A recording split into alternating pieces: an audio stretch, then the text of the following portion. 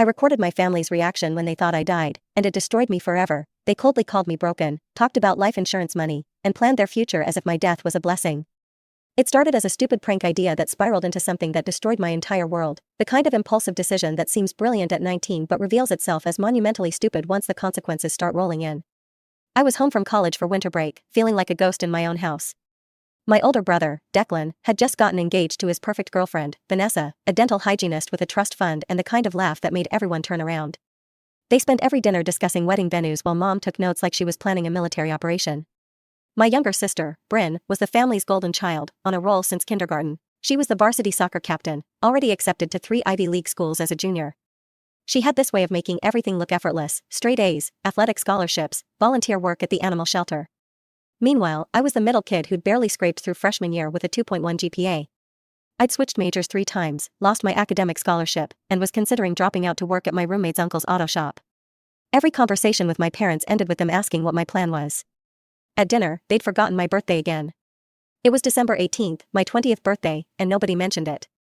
Dad was going on about Declan's promotion at the marketing firm. Mom was showing the neighbor photos of Bryn's latest academic award ceremony. I sat there eating meatloaf, completely invisible. When I tried to mention that my sociology professor had complimented my final essay, Dad just nodded and asked Declan about his year-end bonus. That's when I remembered the old storm drain tunnel that ran under our neighborhood. As kids, we dared each other to crawl through it, but it was considered too dangerous after some kid supposedly got trapped during a flash flood years ago. The plan formed in my head: disappear for a few hours, leave some evidence by the tunnel entrance, let them think something terrible happened. I'd hide in the abandoned barn behind the Thompsons' property, where I'd already stashed supplies, just long enough to see if they'd actually care that I was gone. I planted my favorite shoes and torn jacket by the tunnel opening during their Friday night game night. I made sure my phone would ping one last location there before shutting off. Then I hiked to my hiding spot with a spare phone I bought with cash. But here's the thing about thinking you're smart at 19, you're usually just spectacularly stupid. I'd hidden a tiny voice recorder in the living room bookshelf weeks earlier when I suspected Mom of reading my diary. I'd planned to catch her snooping but forgot about it until now. The battery could record for 12 hours straight. From the barn, I called 911 from the burner phone, disguising my voice to report someone screaming from the tunnel area. Then I waited for my family to notice I was missing and panic. It took them 6 hours, 6 whole hours, before anyone realized I wasn't in my room. When the police knocked at 2 in the morning, I watched through binoculars as my family stumbled to the door in their pajamas.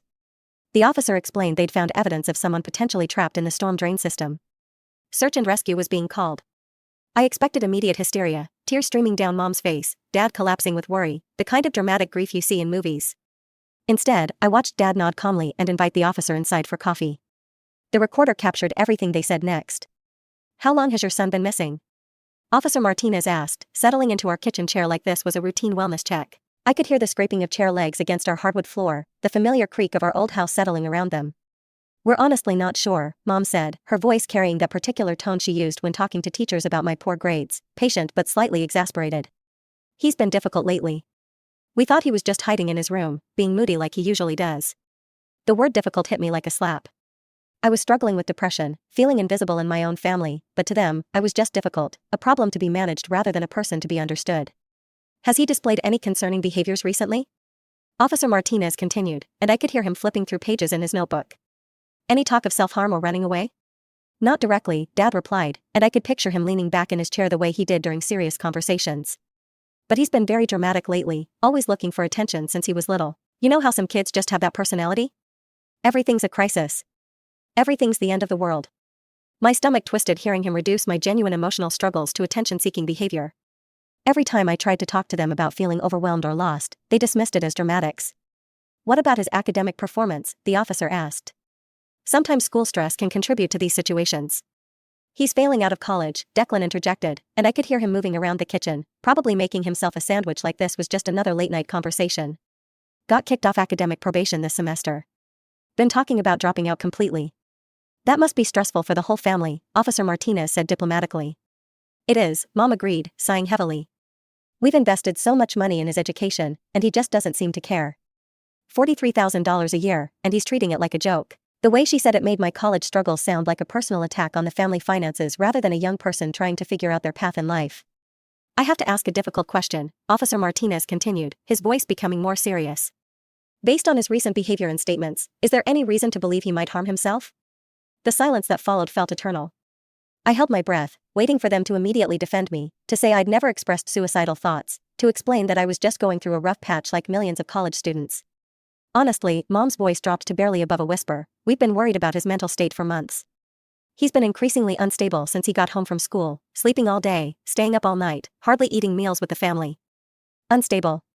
The word echoed in my head like a death sentence. My irregular sleep schedule and loss of appetite, classic signs of depression, were being reframed as evidence of mental instability.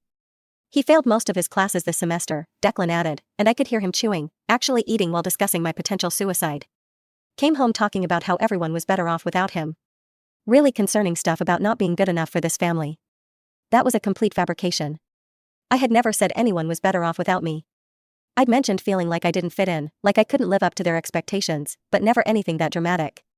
We tried getting him counseling last year, Mom continued, her voice gaining momentum as she built her case, but he refused to continue after the first few sessions, said the therapist didn't understand him and was asking stupid questions. That was partially true but missing crucial context. Dr. Hendricks had spent our sessions asking about childhood trauma and family dysfunction when what I really needed was help with time management and academic anxiety. When I'd asked my parents if we could try a different therapist who specialized in college transition issues, they'd said counseling was too expensive, and I needed to make it work with Dr. Hendricks. Has he ever exhibited violent tendencies? Officer Martinez asked. Toward himself or others? Not violent exactly, Dad said carefully, but he has a temper. Slammed his bedroom door so hard last week that he cracked the frame. Punched a hole in his wall last month when we told him he couldn't go on spring break with his friends because of his grades. I had slammed my door once after they'd screamed at me for an hour about my GPA, and the hole in my wall happened when I'd been having a panic attack about an exam and needed a physical outlet for the overwhelming anxiety. But they made it sound like I was regularly violent and destructive. The questions continued for another 20 minutes. Officer Martinez asked about my friends, my hobbies, any signs of drug or alcohol use. My family answered like they were discussing a troubled neighbor rather than their son and brother. Every response was clinical, detached, focused on my problems rather than my humanity. They mentioned that I'd been moody since middle school, challenging since high school, and increasingly concerning since starting college. They painted a picture of a young man spiraling toward inevitable self-destruction, someone they'd been watching with growing worry and dread. But what struck me most was how prepared they sounded, like they'd been rehearsing these answers, thinking through these scenarios, like my potential death was something they had already considered and discussed. We've honestly been walking on eggshells around him, Mom said toward the end of the interview. Never knowing what might set him off or send him into one of his episodes. Episodes, like I was mentally ill rather than just struggling. Officer Martinez's radio crackled with updates from the search team. Through my binoculars, I could see more emergency vehicles arriving, their red and blue lights painting our suburban street in urgent colors. Real people were risking their lives crawling through dangerous underground tunnels because of my stupid prank. We'll need to search his room, Officer Martinez said. Sometimes we can find clues about his state of mind or intentions. Of course, Dad said immediately. Whatever you need. I watched them lead the officer upstairs, their footsteps heavy on the wooden stairs I'd climbed thousands of times as a child. They were about to rifle through my private space, looking for evidence of suicidal ideation or plans to run away. The recorder continued capturing their conversation as they returned to the kitchen. Poor officer, Mom said once they were alone again, having to deal with this kind of thing on a Friday night. At least they're taking it seriously, Declan replied. Even though we all know what probably happened. What do you mean? Bryn asked.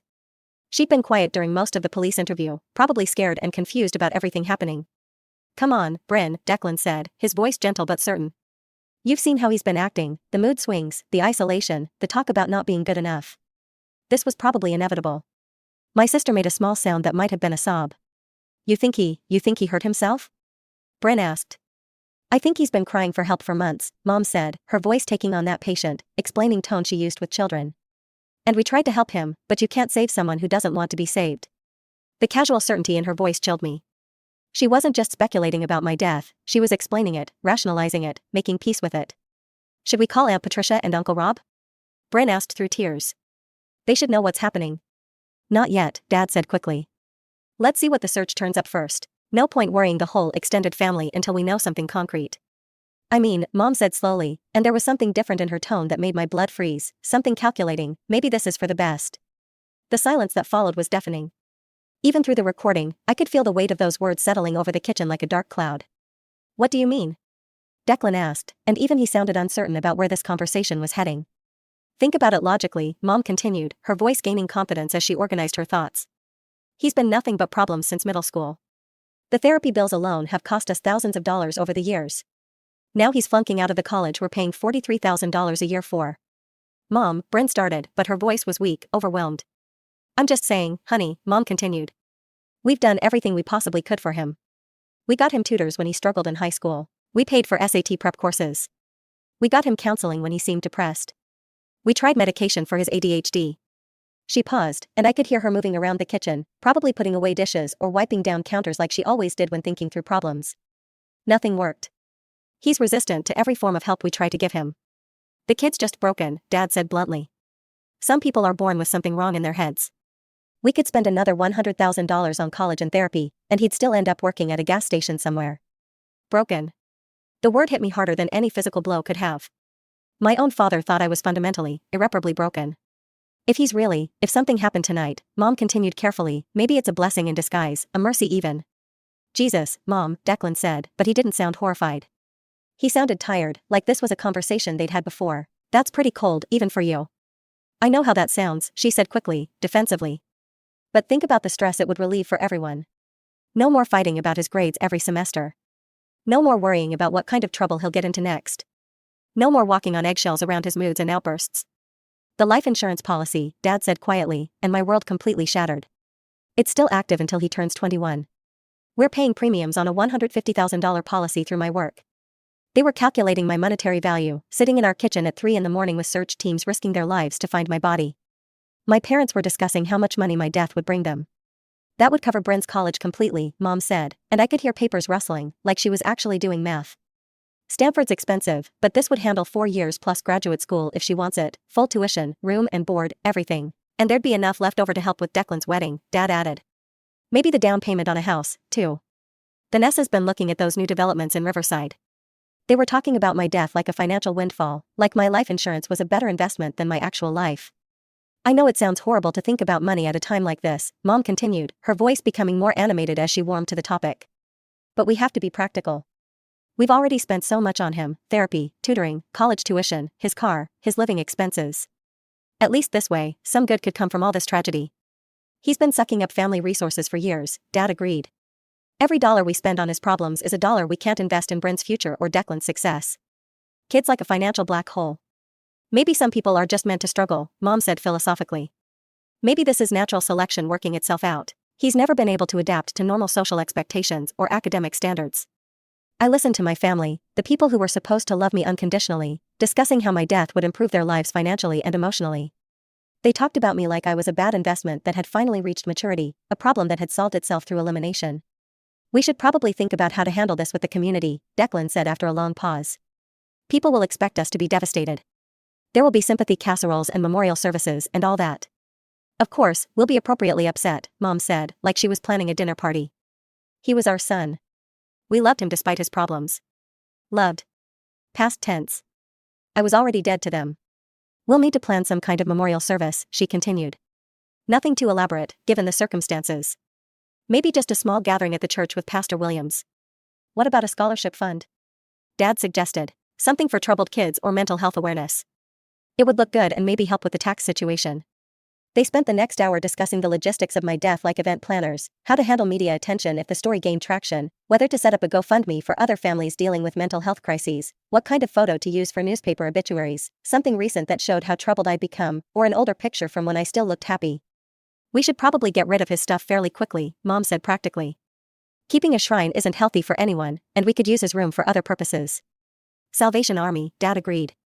Most of it's junk anyway. The electronics might have some value, but his clothes are all wrong sizes for anyone in the family. I want to keep some things, Bryn said quietly. It was the first time she'd spoken in over an hour. Some of his books, maybe. Or his guitar. Of course, sweetheart, Mom said in that indulgent tone she used when humoring children. You can pick out a few mementos, but we can't keep everything. It's not healthy to live in the past. The search continued for 3 agonizing days, and I documented every moment through my binoculars and the ongoing recordings from devices I'd planted throughout the house. Watching my family perform grief while planning my estate was like watching a play where I was the only one who knew the actors were just reciting lines. During the day, when news cameras were rolling and neighbors were watching, they played their parts perfectly. Mom dabbed at her eyes with tissues that never seemed to run out. Dad spoke to reporters about hoping for a miracle while keeping one strong, protective arm around Bryn. Declan fielded phone calls from relatives and college friends, his voice heavy with appropriate sorrow. They looked exactly like the devastated family everyone expected to see. The community rallied around them with an outpouring of support that was both heartwarming and heartbreaking. Neighbors organized meal trains. The church set up a prayer circle. Local businesses donated money to support the search efforts. But at night, when the cameras packed up and the volunteers went home, I heard them through my hidden recorders planning their next moves with the cold efficiency of a corporate boardroom. Channel 8 wants to do a follow-up interview tomorrow, Dad reported during their second night of grief. Something about the dangers of mental health issues in college students. Perfect, Mom replied. We should emphasize how we tried to get him help, but he resisted treatment. Really drive home that some kids just can't be saved despite their parents' best efforts. Should I mention the insurance policy? Dad asked. Sometimes these stories generate donations. Too soon, Declan advised. Let people offer first. We don't want to look opportunistic. They discussed which photos to release to the media, what details about my mental health to share publicly, and how to frame my disappearance in a way that generated maximum sympathy without making them look negligent. We need to be careful about the timeline, Mom said. If people start asking why we didn't notice he was missing for 6 hours, it might look bad. We were all asleep, Dad said firmly. It was the middle of the night. Normal families don't check on their adult children every hour. But I knew the truth, they hadn't checked on me because they didn't think about me. I was invisible in my own home, a background presence they noticed only when I was causing problems. The search teams worked 18-hour shifts, following every lead, checking every branch of the tunnel system that snaked beneath our suburban neighborhood. I watched grown men and women emerge from those underground passages covered in mud and exhaustion, still determined to find any trace of me. Captain Rodriguez, the fire chief coordinating the rescue efforts, held daily press conferences, updating the community on their progress. His voice grew more hoarse with each briefing, his eyes more red-rimmed from lack of sleep. We're not giving up, he said on day 3, his voice cracking slightly. Every family deserves closure. Every child deserves to come home. Meanwhile, my actual family was at home discussing whether to donate my computer to charity or sell it online for extra money. The laptop's only 2 years old, Dad mentioned during their third night of freedom from my presence. Probably worth $600 or $700. eBay, Declan suggested. Better prices than the pawn shops. They'd also started cleaning out my room, sorting through my belongings like vultures picking over a carcass. Through my bedroom window recorder, I heard them rifling through my drawers, making piles of what to keep, sell, or throw away. This diary might be important, Mom said, and I realized she'd found my old journal from high school. The police might want to see it for clues about his mental state. What's it say? Bryn asked. Typical teenager stuff, Mom replied dismissively. Complaining about feeling misunderstood, rambling about his future, some poetry that doesn't make much sense. She was reading my most private thoughts aloud, like a grocery list, looking for evidence to support their narrative of my instability. Those journal entries represented years of genuine emotion and self-reflection, but to her, they were just more proof that I was troubled. On day 3, they officially called off the search. My body was presumed lost in the underground water system that connected to the Riverside Creek. The current was too strong during winter months, and the passages were too unstable for continued rescue efforts. Captain Rodriguez made the announcement with tears in his eyes. We've exhausted all possible search areas. I'm sorry we couldn't bring him home. That evening, I watched through my binoculars as our house filled with neighbors, church members, and family friends offering condolences and support. They brought enough casseroles and baked goods to feed an army. People hugged my parents, whispered words of comfort, and promised to keep our family in their prayers. My family accepted these gestures with appropriate gratitude and sorrow.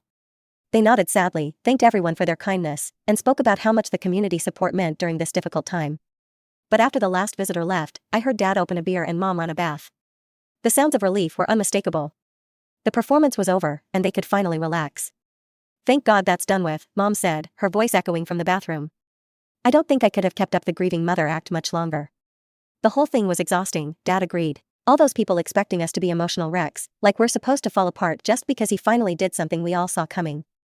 That night, while they were at a late dinner with Pastor Williams, supposedly planning my memorial service, I crept back into the house through the basement window I'd left unlocked. My childhood home felt like a foreign country now, every familiar surface and smell tainted by what I'd learned about my family's true feelings. I moved through the house like a ghost, gathering the recorders and a few personal items I couldn't bear to leave behind. My hands shook as I packed a duffel bag with clothes, my laptop, and the small amount of cash I'd saved from my work-study job. Before leaving, I sat at my old desk and wrote a note on my favorite stationery, the paper Bran had given me for my 18th birthday, found out what you really think of me. Goodbye forever. I left it on my pillow, knowing they'd find it when they came to finish cleaning out my room. Let them wonder if I'd been alive the whole time. Let them question every conversation they'd had about my death benefits and their relief at my disappearance.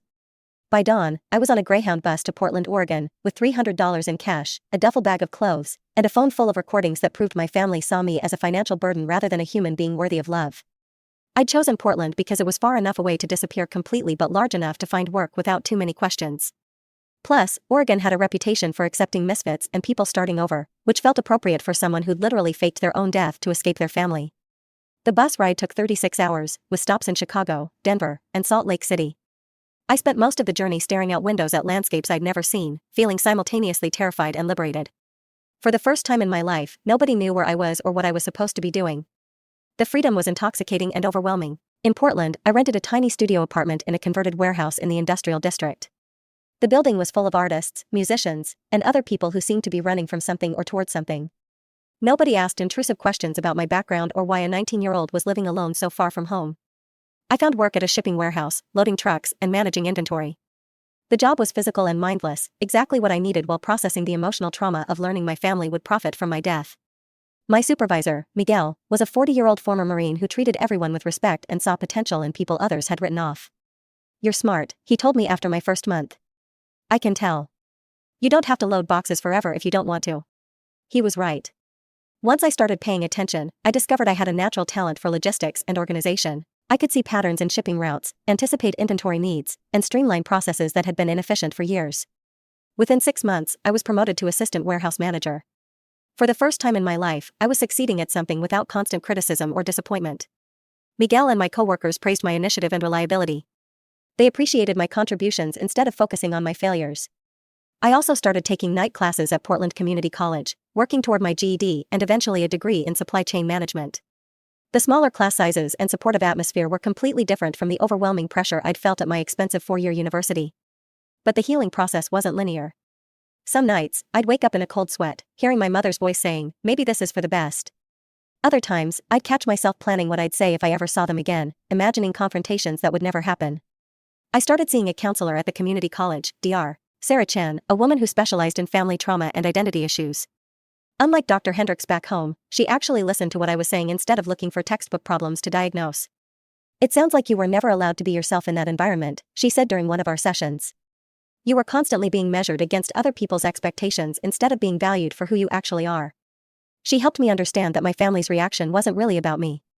It was about their own limitations, their inability to love unconditionally, their need to maintain a perfect family image, even at the cost of one of their children. "Some people can only love others when it's convenient," she explained. "When it makes them look good or feel good about themselves. That's not real love. That's emotional selfishness." For 2 years, I successfully avoided all social media, news from my hometown, and anything that might trigger memories of my old life. I focused on moving forward, building something new, becoming someone different from the broken kid my family had written off. I made friends with my coworkers and classmates, people who knew me as the reliable guy who always showed up on time, who could fix problems and make people laugh. They had no idea about my dramatic backstory, and I preferred it that way. Until Bryn found me. She'd hired a private investigator on her 18th birthday, using money from her college fund to track me down. The detective had followed digital breadcrumbs, my GED enrollment, my warehouse employment records, my community college transcripts, across 3 states to my apartment building in Portland. When I opened my door on a Tuesday evening in March, expecting a pizza delivery, my baby sister was standing there, holding a manila folder full of documents and photographs. She'd grown up in the 2 years since I'd seen her, taller, with shorter hair and more serious eyes, but still recognizably the sister I'd loved despite everything. "I knew you were alive," she said, and then collapsed in tears on my doorstep. I stood there frozen, not sure whether to hug her or close the door. Part of me wanted to pretend I was someone else, to claim she had the wrong apartment. But seeing her cry broke something inside me that I'd been carefully protecting for 2 years. I let her in and made coffee while she composed herself, both of us sitting awkwardly in my small living space like strangers who happened to share DNA. "I never agreed with them," she said, her voice shaking as she wrapped her hands around the coffee mug. "I fought with Mom and Dad every single day after you disappeared. I knew you were alive somewhere. I could feel it in my bones." She told me everything that had happened after my fake death, how the family had imploded within months, how the community had turned against my parents when details about their behavior during the search started spreading. "Mrs. Patterson from next door started talking," Bryn explained. She mentioned how calm Mom seemed during the search, how she'd seen Dad watching TV while volunteers were organizing search parties. People started putting pieces together. Apparently, several volunteers had noticed my parents' lack of genuine emotion and started asking uncomfortable questions. Why weren't they out searching with everyone else? Why did they seem more concerned about media interviews than finding their son? Why were they discussing practical matters instead of holding on to hope? "Mom and Dad divorced within 8 months, Bryn continued, staring into her coffee like she was reading tea leaves. "They kept blaming each other for driving you away. Mom said Dad was too critical and demanding. Dad said Mom enabled your problems instead of helping you fix them. The marriage had cracked under the weight of guilt, public scrutiny, and mutual resentment. Neighbors who had initially offered support started whispering about how strange it was that they seemed so relieved rather than devastated. Declan's fiancée left him 2 weeks after the memorial service, she continued. Vanessa said she'd overheard Dad talking to his brother about the financial benefits of your death, and it made her physically sick. She told people at the country club, and the story spread from there. Declan had spiraled into guilt and depression, spending most of his time drinking alone and replaying every conversation where he dismissed my problems or made jokes about my failures. He keeps your picture on his nightstand, Bryn said quietly. Talks to it sometimes when he thinks nobody's listening. Says he's sorry for calling you dramatic and attention-seeking. Too little, too late, I said, but the words came out harder than I had intended. They're all different people now, she continued. Dad lives in a studio apartment downtown and drinks too much. Lost his job at the firm because he couldn't focus. Mom moved to Arizona 6 months ago and barely talks to anyone. She works at a library in Scottsdale and pretends she never had a son named Alex. The revelation that Mom had essentially erased me from her narrative wasn't surprising, but it still stung. She'd moved across the country to escape the consequences of her choices, starting fresh where nobody knew about her dead son or the rumors surrounding his disappearance. Declan's the only one who stayed, Bryn said. He's in therapy 3 times a week, guilt-ridden about everything he said about you. Keeps talking about how he should have been a better brother. Good, I said, and meant it. They should all feel guilty. They should all suffer for what they did. They want to see you, she said carefully, watching my face for reactions. They want to apologize, to try to explain their behavior that night. I laughed, but there was no humor in it, just a sharp, bitter sound that didn't belong in my small apartment. Explain what? That they wished I was dead? That they planned to spend my life insurance money on Declan's wedding and your college tuition? I heard everything, Bryn. Every word. Her face went white, color draining from her cheeks like someone had pulled a plug. What do you mean you heard everything? I told her about the recorder I'd hidden in the living room bookshelf, about listening to their conversations while hiding in the Thompsons' barn, about hearing them discuss my death like a business opportunity while search teams risked their lives in those tunnels. I played her some of the audio I'd saved on my phone over the years, insurance against my own memories, proof that I hadn't imagined or exaggerated their cruelty, Mom's voice saying, maybe this is for the best, Dad calculating my monetary value down to the last dollar, their detailed discussion about acting appropriately upset for the cameras. Bryn listened with her hands covering her mouth, tears streaming down her face as she heard our parents' true feelings about their missing son. I didn't know, she whispered when the recording ended, her voice small and broken. I swear to God, I had no idea they were saying things like that. I was at soccer practice when the police came that first night. By the time I got home, they'd already decided how to handle everything. They told me you were probably dead, and we needed to be strong for each other. I believed her. Bryn had been 16, focused on her own life and achievements. She wouldn't have been included in the adults' private conversations about insurance money and relief at my disappearance. I kept insisting you were alive, she continued through her tears. I made them keep your room exactly the same. I put up missing person flyers around town, even after they stopped the official search. Mom and Dad got so angry at me for not accepting reality, for living in denial. She'd spent her senior year of high school fighting with our parents about their lack of genuine grief, their eagerness to move on with their lives, their refusal to keep looking for me. When she'd suggested hiring a private investigator with her college fund money, Dad had threatened to have her evaluated for psychiatric problems.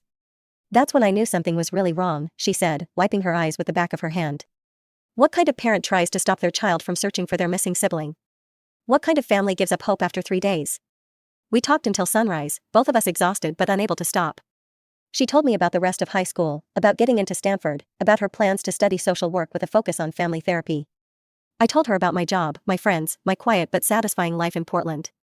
Neither of us mentioned our parents much during those conversations. The topic was too raw, too complicated to navigate in one night. What do you want from me? I asked as dawn light filtered through my apartment windows. The question sounded harsher than I'd intended, but I needed to know her expectations. Nothing, she said immediately, shaking her head. I just needed to know you were okay. I needed to tell you that at least one person in that family never stopped loving you, never stopped believing you were worth searching for. The simple honesty of her words broke something loose in my chest that I'd been holding tight for 2 years. What do you want me to tell them? She asked as she prepared to leave for the airport. About finding you, I mean. I thought about it for a long time, weighing my options carefully. Part of me wanted her to tell them I was successful and happy, to make them regret their choices and live with the knowledge that they'd lost someone valuable. Part of me wanted her to say nothing, to let them live with uncertainty forever. Tell them I forgave them, I said finally, after watching the morning traffic build on the street outside my window. But tell them I can never trust them again. Tell them I'm happy, I'm healthy, and I'm exactly where I'm supposed to be. Will I see you again? She asked, her voice small and hopeful. Maybe, I said honestly. When you graduate college, if you want to, and if you can respect my boundaries about the rest of the family. She hugged me goodbye, the first physical affection I'd received from anyone in my biological family for over 2 years, and promised to respect my privacy. She also promised to stop fighting with our parents about my disappearance, to let them believe whatever they needed to believe about my fate. "I won't tell them I found you unless you want me to," she said. "This is your choice, your life now." After she left, I sat in my apartment feeling emotionally drained but somehow lighter than I'd felt in years, knowing that at least one member of my family had genuinely mourned my disappearance, had never stopped looking for me, had loved me enough to hire a detective and fly across the country. It didn't heal all the wounds, but it helped. 6 months later, I received a package with no return address and a Portland postmark. Inside was a newspaper clipping from my hometown announcing my father's death from liver failure. He'd drunk himself to death within 3 years of my fake disappearance, unable to cope with the guilt and community judgment that followed the rumors about his behavior during the search. The obituary was brief and formal. Thomas Alexander Morrison, 52, died peacefully at Riverside General Hospital after a long illness. He is survived by his daughter, Bryn Morrison of Palo Alto, California, his son, Declan Morrison of Columbus, Ohio, and son, Alex Morrison, whose location remains unknown. I read the notice 3 times, waiting to feel something: sadness, satisfaction, closure, anger. Instead, I felt nothing, just emptiness where complicated father-son emotions should have been. The article mentioned that services would be private, with donations suggested to the National Alliance on Mental Illness in lieu of flowers. I wondered if that was Bryn's idea, a way to honor the mental health struggles that had torn our family apart. Mom apparently didn't attend the funeral. According to a follow-up text from Bryn, we'd been exchanging messages every few months. She'd completely cut contact with everyone from our old life after moving to Arizona. She was living under her maiden name and had told her new coworkers that she'd never been married or had children. "It's like she erased our entire family from her memory," Bryn wrote. "Dad died alone except for me and Declan. Even his brothers barely showed up." 2 years later, Bryn graduated valedictorian from Stanford with a degree in psychology and social work. I watched the live stream of her commencement ceremony, proud of her accomplishments but careful to stay hidden in my Portland apartment. I could see Mom in the audience during the ceremony, looking decades older than her 56 years. Her hair had gone completely gray, and she seemed smaller somehow, diminished by the weight of her choices. She kept scanning the crowd during Bryn's speech, probably hoping I'd surprise them by showing up for my sister's big day. I didn't. Bryn had kept her promise and never told them she'd found me. As far as they knew, I was still missing, still possibly dead, still the son who disappeared into those storm drains and never came home. Some bridges, once burned, can never be rebuilt. Some words, once spoken, can never be unheard. Some betrayals cut so deep that forgiveness becomes irrelevant because trust is impossible to restore. I have a good life now, 5 years after faking my death to escape my toxic family. I manage inventory and logistics for a sustainable clothing company that values creativity and ethical business practices. I have genuine friends who chose to love me without knowing my dramatic backstory. I'm engaged to someone named Riley, who thinks I'm worth fighting for, who sees my value beyond my ability to produce achievements or maintain a perfect image. Riley knows the basics of my story, that I'm estranged from my family due to their inability to love me unconditionally. But I've never played the recordings or shared the specific details of their cruelty. Some wounds are too private to expose, even to people we trust completely. But sometimes, late at night, when insomnia strikes and my mind wanders to dark places, I still hear my mother's voice on that recording saying, "Maybe this is for the best." I still hear my father calculating my worth in insurance dollars. I still hear my brother discussing how to perform grief for the cameras while real people risked their lives searching for my body. That recording taught me the most painful lesson of my life: the people who claim to love you most can be the ones planning your funeral while you're still breathing. The family that raised you can see you as nothing more than a problem to be solved, a burden to be relieved, a financial opportunity disguised as a tragedy. I've never gone back home to Ohio. I've never reached out to Mom or Declan, despite Bryn's occasional suggestions that they've changed, that they feel guilty about their behavior, that they might be ready to have an honest conversation about what happened. Bryn visits me once a year during spring break, and we've built a careful relationship based on honesty, respect for boundaries, and mutual understanding that family is more than shared DNA. She's studying for her master's degree in family therapy now, partly inspired by our own dysfunctional background. "I want to help other families before they get to where we were," she told me during her last visit. "I want to teach parents how to love their kids unconditionally, even when they're struggling or different or not meeting expectations." Last month, she called with news that felt like a final chapter in a book I've been trying to close for years. "Mom's dead," she said simply, no emotional preamble or gentle lead-up. "Heart attack in her apartment in Scottsdale. Her neighbor found her after 3 days." I waited for grief to hit, for some complicated mix of sadness and relief. Instead, I felt the same emptiness I'd experienced when Dad died, a complete absence of filial emotion where love and loss should have been. "How do you feel about it?" I asked, genuinely curious about her reaction. "Sad," she said honestly. "Not because of who she became, but because of who she could have been, because of what our family could have been if she'd been capable of loving us the way we deserved." The funeral was private again, with only Bryn, Declan, and a few distant relatives attending. Mom had left behind a tiny estate, mostly consisting of her library job pension and the modest Arizona apartment, that was split between her surviving children. There's a life insurance payout, Bryn said carefully. Not much, but enough to matter. She left equal shares to me, Declan, and you. The irony wasn't lost on either of us. After calculating my death benefits and fantasizing about how my life insurance would improve their lives, Mom had left me money in her will, as if financial inheritance could somehow compensate for emotional abandonment. I don't want it, I said immediately. Give my share to charity or keep it yourself. I don't want anything from her. I figured you'd say that, Bryn replied. I'll donate it to that mental health organization Dad mentioned in his obituary. Seems appropriate. We talked for another hour about memories, regrets, and the strange process of grieving people who'd hurt us so deeply. Bryn was in therapy herself now, working through her own trauma from growing up in a family that valued appearance over authenticity, achievement over emotional health. Do you ever wonder what would have happened if you'd never faked your death? She asked toward the end of our conversation. If you just stayed and tried to work things out? I considered the question seriously. I think they would have kept treating me like a burden and a disappointment until I either actually hurt myself or just disappeared in a less dramatic way. The recording proved they didn't love me. They loved the idea of having a successful son, but they couldn't handle the reality of who I actually was. You're probably right, she agreed sadly. I just wish things could have been different. They could have been, I said, if they'd chosen to love me instead of judge me, if they'd seen me as a person worth supporting instead of a problem to be fixed or eliminated. That conversation was 6 months ago. Since then, I've been reflecting on the strange trajectory that brought me from a suicidal college dropout to a successful warehouse manager with a loving partner and a chosen family of friends who actually care about my well-being. The recordings are still on my phone, stored in a password-protected folder I haven't opened in over a year. Sometimes I think about deleting them, letting go of the evidence, moving forward without carrying proof of their cruelty. But they serve as a reminder of what conditional love looks like, insurance against ever accepting less than I deserve from the people in my life. Riley and I are planning our wedding for next spring. Bryn will be my maid of honor, the only family member who earned the right to celebrate this milestone with me. She's bringing her girlfriend, Carmen, whom she met in graduate school and who understands complex family dynamics because of her own complicated background. Are you happy? Bryn asked me during her last visit to Portland, as we sat on my apartment balcony watching the sunset over the city skyline. I thought about the question carefully, considering not just my current contentment but the journey that brought me here. Yes, I said honestly. Not because everything worked out perfectly, but because I learned to build a life around people who value me for who I am rather than what I achieve or how well I fit their expectations. I'm proud of you, she said quietly, for surviving, for building something good out of something terrible. That night, after she'd gone back to her hotel, I did something I'd never done before. I called Miguel, my former supervisor who'd become a mentor and friend, and told him the entire story, about faking my death, about the recordings, about discovering that my family saw me as expendable. Jesus, he said when I finished. No wonder you were so determined to prove yourself when you started here. You were trying to show that you were worth keeping around. He was right. For years, I'd been working overtime to demonstrate my value to everyone in my life, terrified that people would abandon me if I wasn't useful enough or successful enough. You know that's not how real love works, right? Miguel continued. People who actually care about you don't keep score. They don't make you earn their affection over and over again. It was a lesson I was still learning, even 5 years later.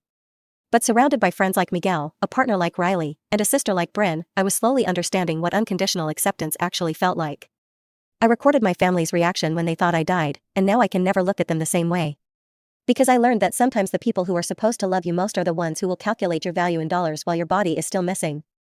I learned that family doesn't automatically mean love, and that blood relationships don't guarantee loyalty or kindness. But I also learned that you can build a new family from the people who choose to see your worth, who support your growth, who love you for who you are rather than who they want you to become. The recordings taught me to recognize conditional love and reject it completely. They taught me that my worth isn't determined by other people's ability to appreciate it. Most importantly, they taught me that survival sometimes requires walking away from toxicity, even when it wears the mask of family.